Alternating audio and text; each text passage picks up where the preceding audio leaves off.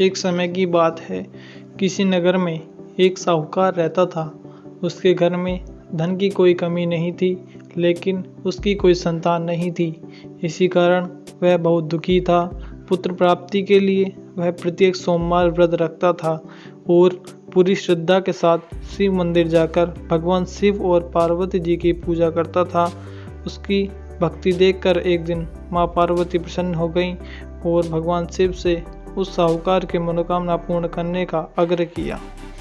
पार्वती जी की इच्छा सुनकर भगवान शिव ने कहा कि हे पार्वती, इस संसार में हर प्राणी को उसके कर्मों का फल भोगना पड़ता है, लेकिन पार्वती जी ने साहूकार की भक्ति का मान रखने के लिए उसकी मनोकामना पूर्ण करने की इच्छा जताई।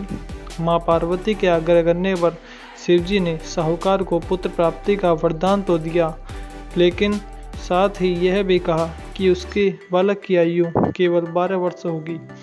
माता पार्वती और भगवान शिव की बातचीत को साहूकार सुन रहा था। उसे न तो इस बात की खुशी थी और न ही दुख। वह पहले की भांति शिव जी की पूजा करता रहा। कुछ समय बाद साहूकार के घर एक पुत्र का जन्म हुआ। जब वह बालक 12 वर्ष का हुआ तो उसे पढ़ने के लिए काशी भेज दिया गया। साहूकार ने पुत्र के मामा को बुलाकर उसे बहुत सारा धन दिया और कहा कि तुम इस बालक को काशी विद्या पढ़ाने के लिए, विद्या प्राप्ति के लिए ले जाओ और मार्ग में यज्ञ कराना। जहाँ भी यज्ञ कराओ वहाँ ब्राह्मणों को भोजन कराते और दक्षिणा देते हुए जाना।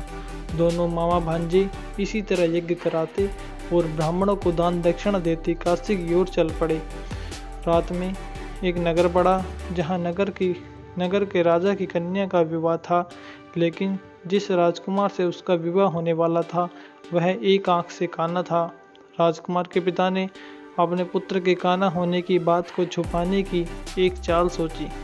साहूकार के पुत्र को देखकर उसके मन में एक विचार आया। उसने सोचा, क्यों न इस लड़के को दूल्हा बनाकर राजकुमारी से विवाह करा दूं। विवाह के बाद इसको धन देकर विदा कर दूंगा और राजकुमारी को अपने नगर ले जाऊंगा। लड़के को दूल्हे के वस्त्र पहनाकर राजकुमारी से विवाह करा दिया, लेकिन साहूकार का पुत्र ईमानदार था। उसे यह बात न्याय संगत नहीं लगी। उसने अवसर पाकर राजकुमारी की चुन्नी के पल्ले पर लिखा कि तुम्हारा विवाह तो मेरे साथ हुआ है, लेकिन जिस राजकुमार के साथ तुम्हें भेजा जाएगा वह एक आंख से काना है। मैं तो काशी पढ़ने जा रहा हूँ। जब राजकुमारी ने चुन्नी पर लिखी बात पढ़ी तो उसने अपने माता पिता को यह बात बताई। राजा ने अपनी पुत्री को विदा नहीं किया, जिससे बारात वापस चली गई। दूसरी ओर साहूकार का लड़का और उसका मामा काशी पहुँचे और वहां जाकर उन्होंने यज्ञ किया। जिस दिन लड़के की आयु 12 साल की हुई, उसी दिन यज्ञ रखा गया। लड़के ने अपने मामा से कहा कि मेरी तबीयत कुछ ठीक नहीं है। मामा ने कहा, तुम अंदर जाकर सो जाओ। शिव जी के वरदानुसार कुछ ही देर में उस बालक के प्राण निकल गए। मृत भांजे को देख उसके मामा ने विलाप शुरू किया। संयोगवश उसी समय शिव जी और माता पार्वती उधर से जा रहे थे। पार्वती ने भगवान से कहा, स्वामी, मुझे इसके रोने के स्वर सहन नहीं हो पा रहे। आप इस व्यक्ति के कष्ट को अवश्य दूर करें।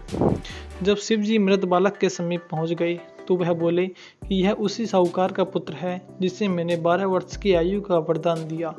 अब इसकी आयु पूरी हो चुकी है। लेकिन मातृभाव से विभोर माता पार्वती ने कहा कि हे महादेव, आप इस बालक को और आयु देने की कृपा करें। इसके वियोग में इसके माता पिता भी तड़प तड़प कर मर जाएंगे।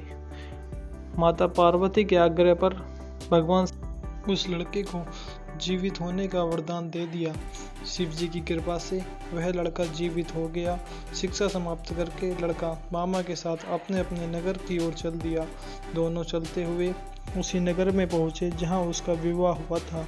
उसी नगर में भी उन्होंने यज्ञ किया। उस लड़के के ससुर ने उसे पहचान लिया और महल में ले जाकर उसकी खातिरदारी की और अपनी पुत्री को विदा किया। इधर साहूकार और उसकी पत्नी भूखे प्यासे रहकर बेटे की प्रतीक्षा कर रहे थे। उन्होंने प्रण कर रखा था कि यदि उन्हें अपने बेटे की मृत्यु का समाचार मिला तो वह भी प्राण त्याग देंगे, परंतु अपने बेटे के जीवित होने का समाचार पाकर वह बेहद प्रसन्न हुए।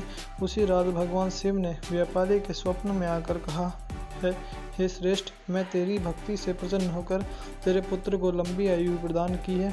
यह सुनकर साहूकार खुशी से पागल हो उठा कि भगवान ने मेरी सुन ली, और वह खुशी अपने परिवार के साथ जीवन व्यतीत करने लगा। तो इस कहानी से यह शिक्षा मिलती है कि कितनी भी कठिन परिस्थितियों में ईमानदारी का रास्ता अपनाना चाहिए, जैसे साहूकार के बेटे ने किया, और भगवान पर विश्वास रखना चाहिए। इसी के साथ आज की कहानी यहीं समाप्त करते हैं।